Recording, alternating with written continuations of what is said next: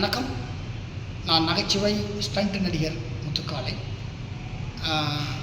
கீழ்ப்பாக்கம் கேஎம்சியில் எனது மனைவி பெயர் மாலதி, வயது 47.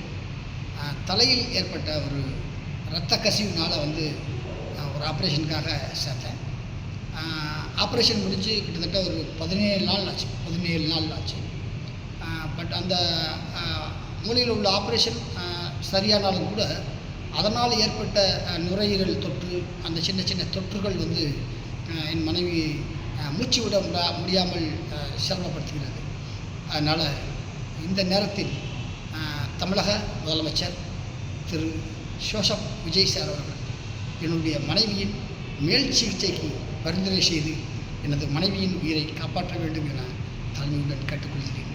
கிட்டத்தட்ட ஒரு 17 நாட்களாக தனி மனிதனாக நின்று போராடி வருகிறேன்.